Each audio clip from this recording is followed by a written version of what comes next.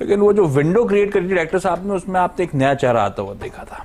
Motilal Oswal financial services के गौतम दुग्गड़ साहब इस समय स्टूडियोज में मौजूद हमारे साथ। दरअसल गौतम, हाय, गुड आफ्टरनून, स्वागत है आपका। दरअसल Monday onwards 18th Motilal Oswal annual global investor conference, MOAGIC MOAGIC नहीं बोलेंगे ना, MOAGIC, ये मोतीलाल ओसवाल का मैजिक है। मोतीलाल ओसवाल का जो मैजिक है, अगले हफ्ते वो कॉन्फ्रेंस, और उसके कर्टन रेजर के लिए हमने गौतम से रिक्वेस्ट करी थी, जरा समझाइए, आके बताइए क्या होने वाला है।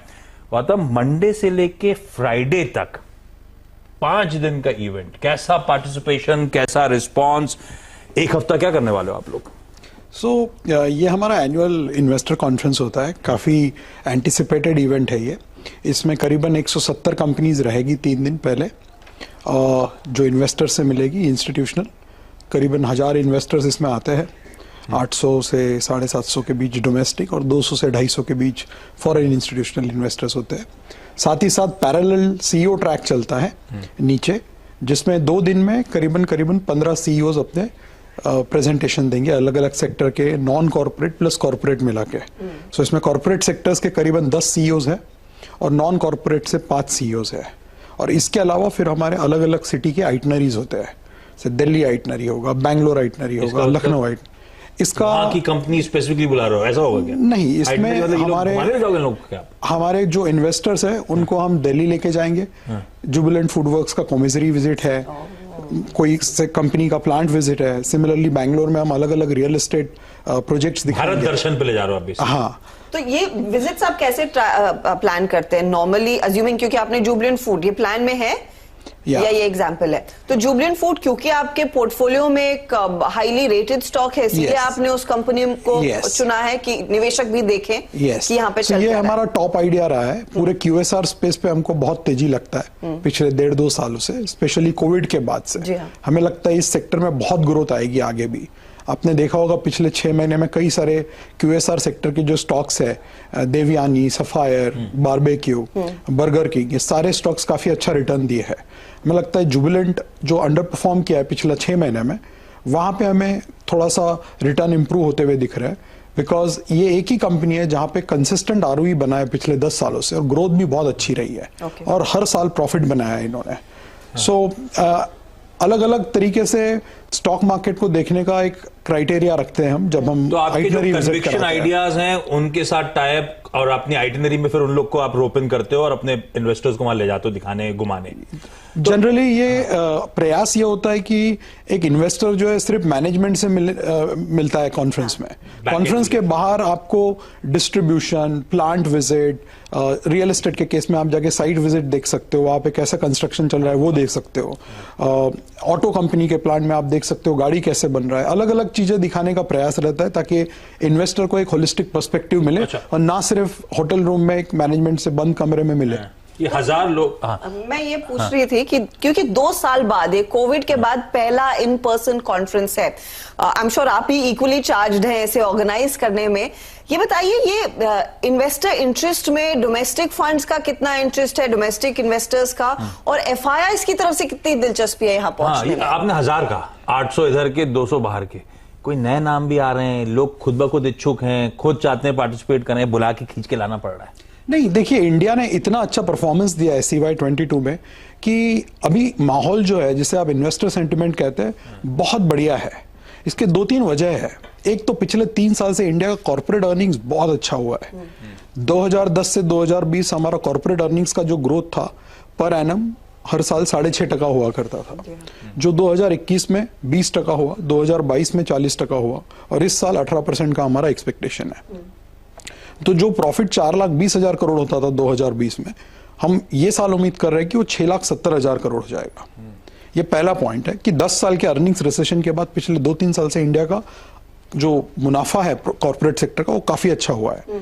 दूसरा, हमने देखा कि इस साल इतने सारे हेडविंड्स थे, Fed rate hike, supply chain का इश्यूज था, रशिया यूक्रेन में वॉर हुआ है, क्रूड ऑयल के प्राइसेस 100 से ज्यादा हुए हैं, यूएस यूके जैसे इकोनॉमी में 40-40 साल के ऊंचे स्तर पे इन्फ्लेशन है 8-9%।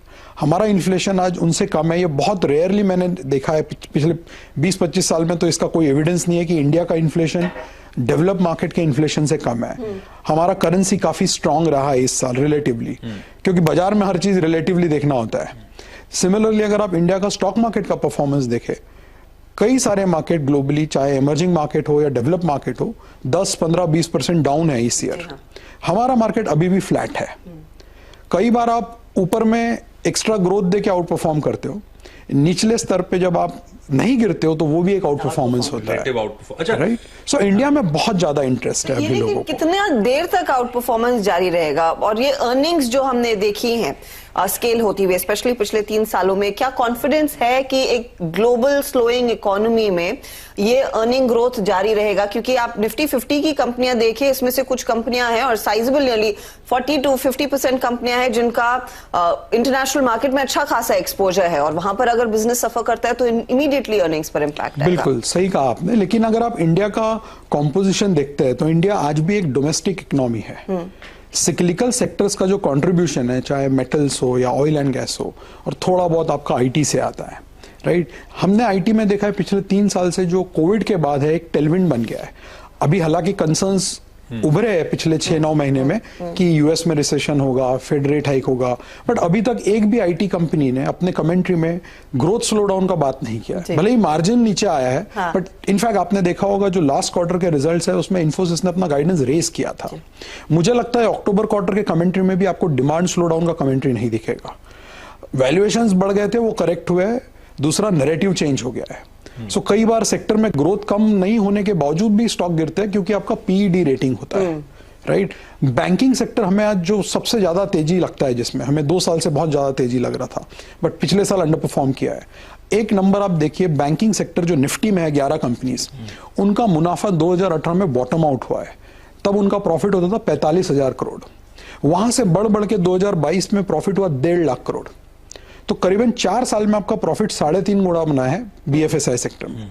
और अगले साल हमारा एस्टिमेट है कि 1,92,000 करोड़ होगा, जो कि 30% का ग्रोथ है। सेक्टर ने अंडर परफॉर्म किया है, जबकि प्रॉफिट 45 से अगर आप 1.5 लाख करोड़ पकड़ते हो, हमारा जो पूरा अगर आप FY19 भी ले लेते हैं, FY18 चूंकि बहुत अनयूजुअल ईयर था जहां क्रेडिट कॉस्ट बहुत ज्यादा थे, FY19 में प्रॉफिट 60,000 करोड़ था, FY22 में 1.5 लाख हुआ, तो 2.5 गुना प्रॉफिट बढ़ा। बट ये 3 साल में मार्केट कैप केवल 53% बढ़ा था, तो भयानक अंडर परफॉर्मेंस था और वैल्यूएशन काफी अच्छे हो गए थे, राइट। तो वो अंडर परफॉर्मेंस अभी करेक्ट होता हुआ दिख रहा है, और साथ में आपका क्रेडिट ग्रोथ 15% हो गया है। जो आपके 10 ईयर के बॉन्ड यील्ड 7.6 हो गए थे, वो गिर गिर के 7.2-7.3 रेंज में आए। तो कुछ जो लॉसेस थे एमटीएम, वो राइट बैक हो गए। और वैल्यूएशन आज अगर आप काफी सारे मेन स्ट्रीम सेक्टर देखते हैं तो मुझे लगता है बीएफएसआई सेक्टर ही एक ऐसा सेक्टर है जहां पे वैल्यूएशन में अभी भी आपको एक अपसाइड दिखता है। इसलिए हमको लगता है कि ग्लोबली हालांकि बहुत सारी चीजें चेंज हो रही है, बहुत वोलेटाइल है। मैं नहीं कहता हूं कि इंडिया डीकपल्ड हो गया, बिकॉज हमने देखा है पिछले 15 सालों में जब भी कोई ऐसे बात करने लगता है तो मार्केट रियलिटी चेक करा देता है। बट एक चीज जो सामने डेटा पॉइंट्स आपको दिख रहा है कि मैन्युफैक्चरिंग में हमको रिवाइवल होता दिख रहा है। कैपेक्स कई सालों के बाद कंपनीज कैपेक्स कर रही है, क्योंकि कॉर्पोरेट बैलेंस शीट जो है आज सबसे ज्यादा डीलेवरेज है पिछले 10 सालों में। तो लिक्विडिटी टाइटनिंग का इंपैक्ट आपके इस पे तब होता है जब आपका सेक्टर के बैलेंस शीट बहुत ज्यादा लेवरेज हो, कर्जा बहुत ज्यादा है, जो आज नहीं है। सो अगर टाइटनिंग होता है, बाकी जगह रेट हाइक होता है, तो कॉर्पोरेट बैलेंस शीट में उसको एब्जॉर्ब करने की क्षमता बहुत ज्यादा है आज, इसलिए इंडिया स्टैंड आउट कर रहा है। और दूसरा पॉलिटिकल स्टेबिलिटी, राइट। हमारे आसपास के देशों में हमने देखा, पाकिस्तान, श्रीलंका, बहुत तरह का वोलेटिलिटी है at a macro level. India में वो नहीं है, एक स्टेबल सरकार है और बहुत ही स्टेबल एनवायरनमेंट रहा है। तो ये कई सारी चीजें मैटर करती है जब आप देखते हैं कि इंडिया का जो पी मल्टीपल है आज एमएससीआई इमर्जिंग मार्केट के मुकाबले 112% के प्रीमियम पे चल रहा है। पिछले 10 साल का आप रिटर्न देखिएगा, एमएससीआई इमर्जिंग मार्केट फ्लैट है, इंडिया ने डॉलर टर्म्स में 12% CAGR किया है। तो ये बहुत स्ट्रॉन्ग आउट परफॉर्मेंस रहा है। ये प्रीमियम के पीछे ये सारे रीजंस है। आपने शुरू करा तो कहा पिछले 1 दशक 6.5% की ग्रोथ, ये पिछले 3 साल क्या जबरदस्त परफॉर्मेंस, इवन लास्ट ईयर भी डबल डिजिट। ये इसको इसी ब्रश से पेंट करूं कि ये डिकेड जो है ये 2021 टू 2030 के बीच में इसी तरह की ग्रोथ, इसी तरह का इंडिया का परफॉर्मेंस, इस तरह की रोबस्ट आउट परफॉर्मेंस नजर आएगी, ऐसा मानो क्या? ये कोविड रिलेटेड कुछ एबरेशंस थे, अगर उसको मैं नॉर्मलाइज करूं तो शायद इस तरह की ग्रोथ नहीं। वो कुछ एक सेक्टर में हो सकता है। देखिए, जहां वो जैसे आईटी में हमने देखा था 2020 और 21 में बहुत ज्यादा ग्रोथ आया था, प्लस मार्जिन बहुत इंप्रूव हो गया था, क्योंकि कोविड के वजह से वीजा कॉस्ट बच गए थे, ट्रैवल नहीं कर रहा था कोई, ऑफिसेज बंद थे, राइट? तो वो सारा मार्जिन में आपको सेव हो गया था। बट ऑलरेडी 2022 में आप देख रहे हैं कि मार्जिन करेक्ट होना चालू हो गए, क्योंकि कुछ एक कॉस्ट वापस आ गए।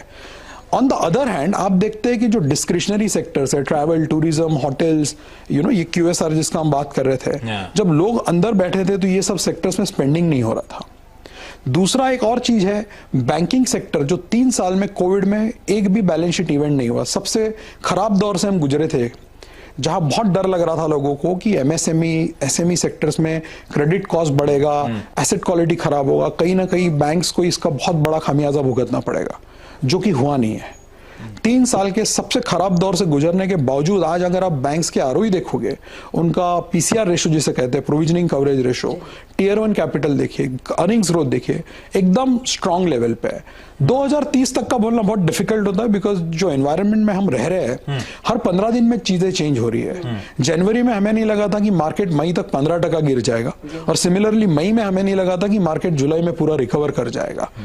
लेकिन हकीकत यह है कि अक्टूबर से जून तक $35 बिलियन का FI का जो बिकवाली हुआ है, वो मार्केट ने बहुत स्ट्रांग तरीके से एब्जॉर्ब किया है, क्योंकि रिटेल फ्लोज बहुत मजबूत रहा है, पूरा के पूरा काउंटर बैलेंस कर दिया है। बिल्कुल। तो ये आगे आपका मजबूती बना रह सकता है, वो बाजार को हेल्प करे। हमारी डिस्कशन में कई बार IT आ रहा है, और इस तरह के recent correction, under performance, heavyweight pockets में वीजा भी बैंक्स तो अच्छा खासा स्टार्क अंडर परफॉर्मेंस।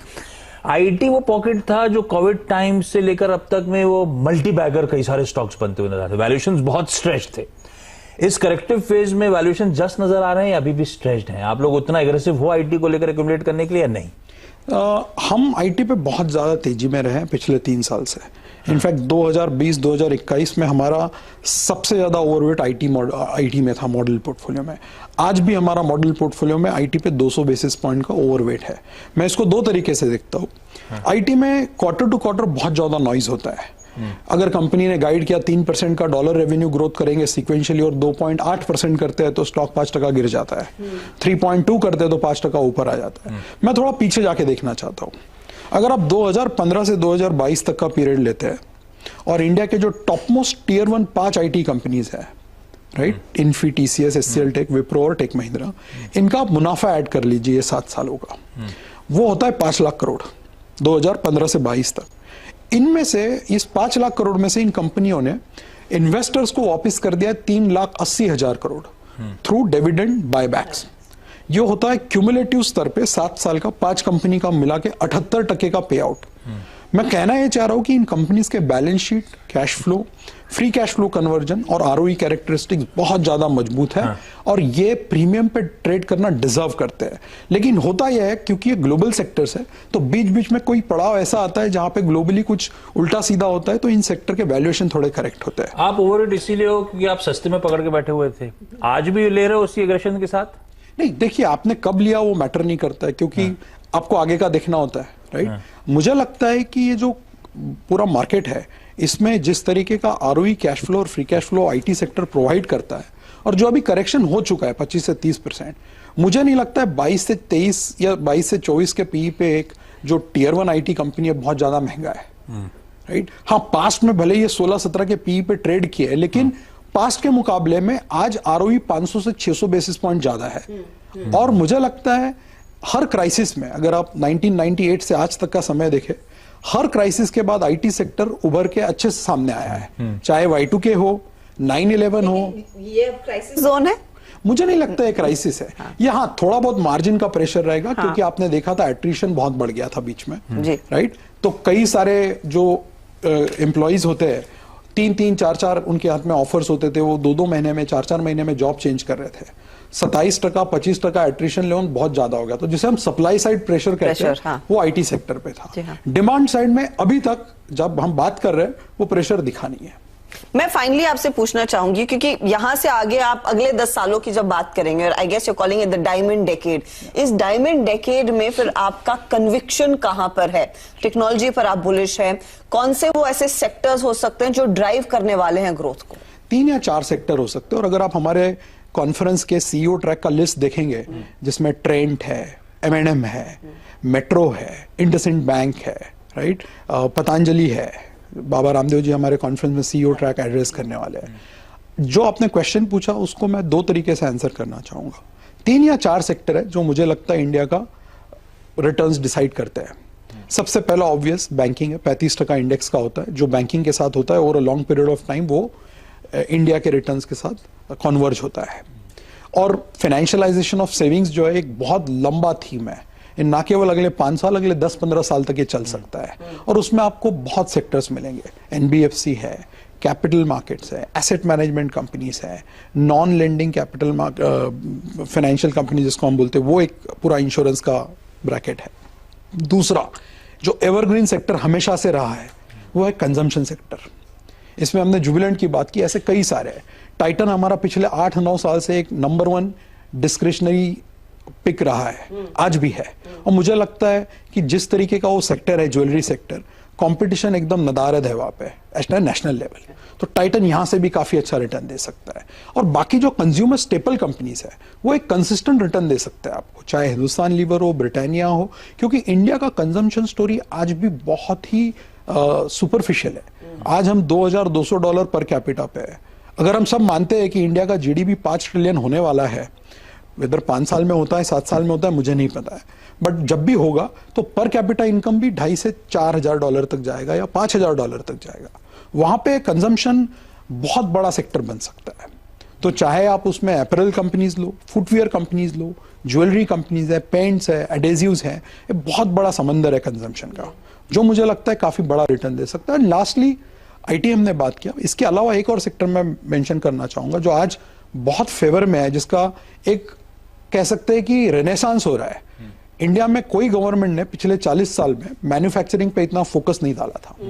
जो आज हम देख रहे हैं, PLI स्कीम्स, मैन्युफैक्चरिंग पे फोकस, एक्सपोर्ट्स पे फोकस, कहीं ना कहीं ये जाके अगले 5-10 साल में बहुत बड़ा बन सकता है। इसको आप कई सेक्टर्स के थ्रू खोल सकते हो, चाहे ऑटो हो, कैपिटल गुड्स हो, टेक्सटाइल हो, बहुत सारे सेक्टर्स। इसमें ज्यादा स्टडी करना पड़ेगा, बट ये उभरता हुआ एक सेक्टर नजर आ रहा है हमें, बहुत सारे। और सबसे बड़ा चैलेंज जब पोर्टफोलियो कंसिडर करने जाते हैं, इसको नैरो डाउन करना, वो बहुत बड़ा चैलेंज हो जाता है। मजा आया आपसे बात करके गौतम सर, सुन के आपको बहुत अच्छा लगा। ये जब सबसे बड़ा चैलेंज जब पोर्टफोलियो कंसिडर करने जाते हैं, इसको नैरो डाउन करना, वो बहुत बड़ा चैलेंज हो जाता है। मजा आया आपसे बात करके गौतम सर, सुन के आपको बहुत अच्छा लगा। ये जब आपका MOA-GIC पूरा हो जाएगा तो लौट के आइएगा, जरूर। फिर बताइएगा कैसा मूड रहा, कैसा माहौल रहा।